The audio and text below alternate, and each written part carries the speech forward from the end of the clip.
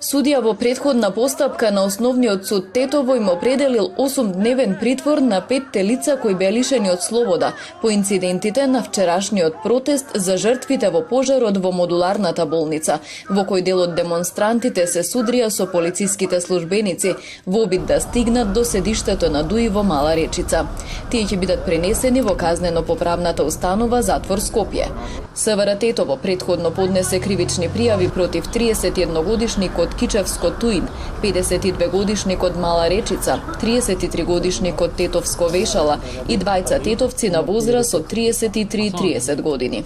Двајца од нив се сомничат за сторено кривично дело учество во толпа, што ќе спречи службено лице во вршење на службено дејствие, казниво по член 384 од Кривичниот законник, а другите три лица се кривично пријавени поради основи на сомнение дека сториле две кривични дела.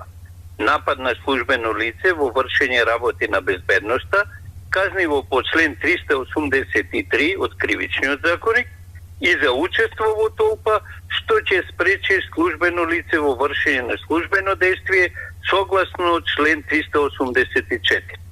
Протестот на кој се бараше оставки, правда и одговорност за жртвите во пожарот во Тетовската модуларна болница стана предмет на политички препукувања. Од Демократската унија за интеграција велат дека представници на опозицијата се вмешани во неговата организација. Ние имаме директни докази дека се вмешани представниците од опозицијата и бараме да не ја злоупотребуваат ова трагедија.